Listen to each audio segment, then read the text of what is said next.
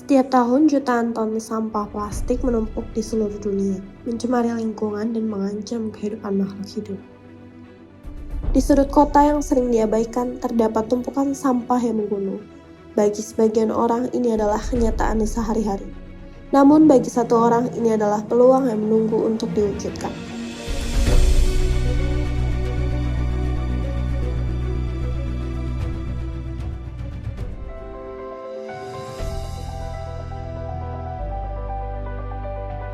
Pak Bagas seorang warga yang tumbuh dan hidup di tengah lingkungan yang penuh sampah.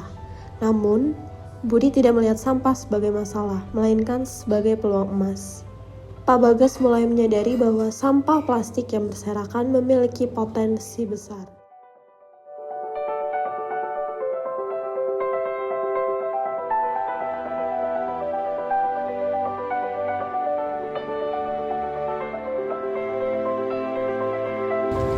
Saya merintis pekerjaan ini untuk memilih, ibarat kasarnya mengelola limbah ini tahun 2000, kalau nggak salah tahun 2000. Ya pertamanya saya hanya nyortil-nyortil, setelah saya melangkah ke ini langsung saya misah-misahin dan saya giling. Setelah digiling saya kirim ke prosesan. Ya nanti itu dari teman saya yang mengelola limbah ini. Ya mungkin kedepannya terus mengelola limbah ini.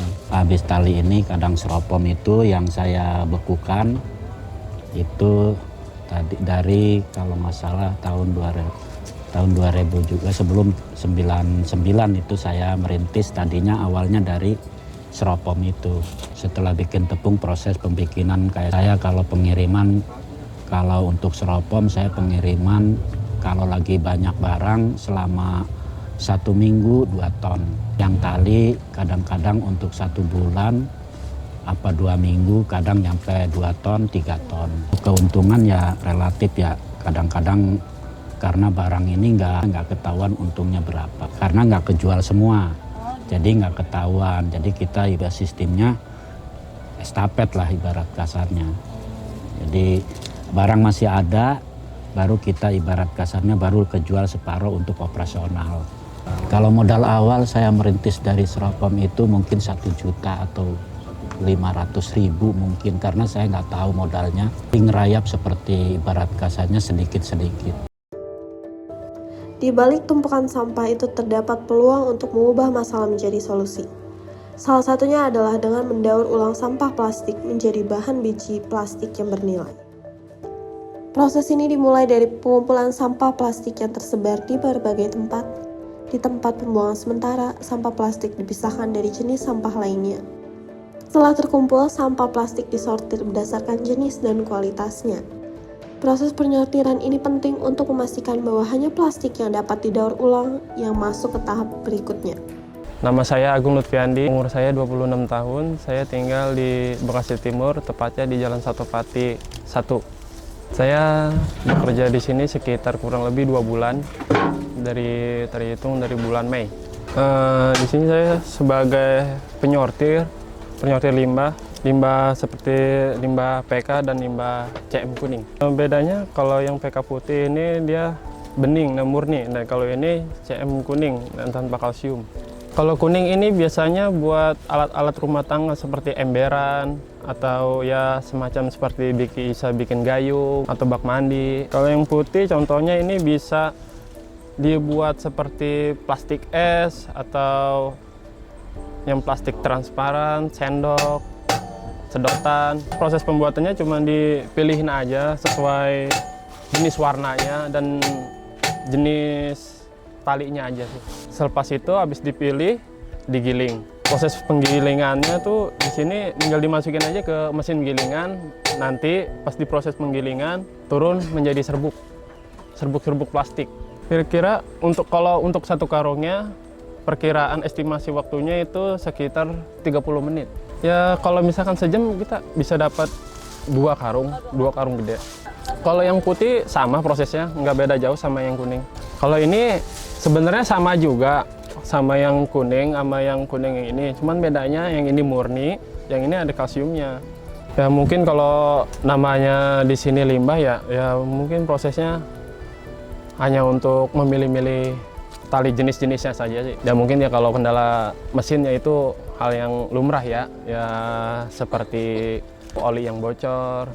Kalau untuk tali rapia kita ini jenisnya sama sih buat ember, tapi yang ember yang warna hitam ya, yang biasa dipakai ibu-ibu rumah tangga. Sama aja, cuman ini hitam, nggak bisa dibuat seperti sendok buat makan atau plastik ya buat makanan, jenisnya nggak boleh. Yang paling banyak di sini putih sama tali rapia. Sebelum proses menggilingan tuh kita dibuangin yang misalkan ada besinya tuh, contohnya ya seperti ini. Nah, contohnya seperti ini, ada besinya kita buangin supaya nggak masuk di mesin gilingan. Plastik yang sudah dibersihkan kemudian dihancurkan menjadi serpihan-serpihan kecil menggunakan mesin penghancur. Serpihan plastik ini kemudian dilebur menggunakan mesin pelebur hingga menjadi cairan plastik. Cairan plastik yang panas ini kemudian dicetak menjadi bentuk biji plastik menggunakan mesin khusus.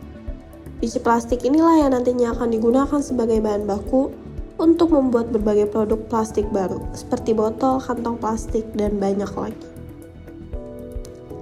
Daur ulang sampah plastik menjadi biji plastik memberikan banyak manfaat. Selain mengurangi volume sampah di tempat pembuangan akhir, proses ini juga membantu menghemat sumber daya alam dan mengurangi emisi karbon.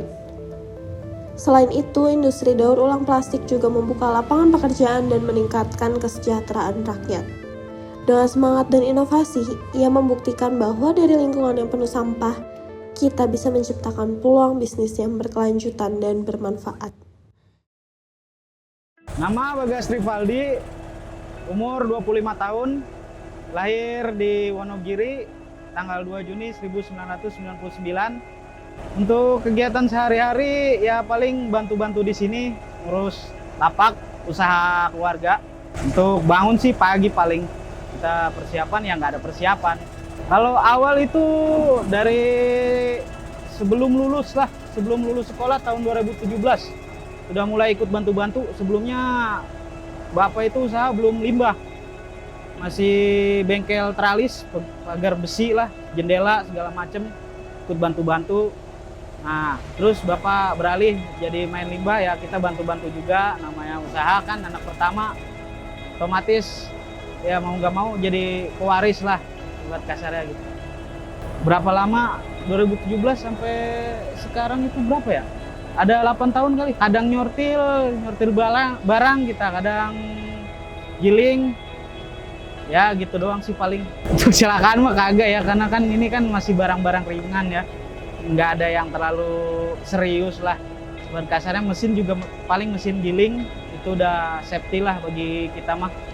Untuk ya sekelas masih usaha kecil mah masih aman lah. Sejauh ini belum ada kecelakaan kerjanya.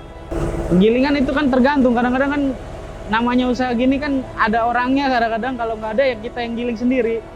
Namanya barang sendiri kan, usaha sendiri ya giling sendiri, kita punya sendiri. Kerja ya tergantung lah, kadang-kadang jam 6 semau kita namanya usaha sendiri kan. Nggak ditentuin lah. Ya. Itu mah tergantung, ada yang nawarin kayak kita kan kadang-kadang punya relasi-relasi ya.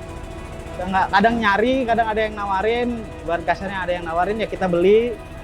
Kalau nggak ada barang ya kita cari, jadi ya tergantung itu mah. Paling yang diolah itu tali, styrofoam, baru itu doang sih dua. Paling banyak datang ya itu tali sama styrofoam. Kalau diolah itu buat apa? List rumah, list atap itu yang plafon.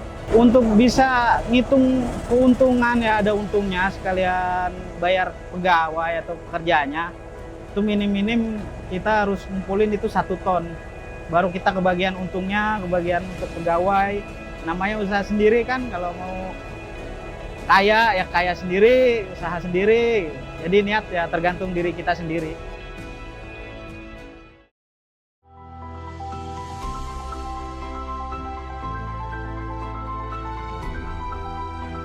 Kisah Pak Bagas mengajarkan kita bahwa di balik setiap tantangan, terdapat peluang yang menunggu untuk diambil.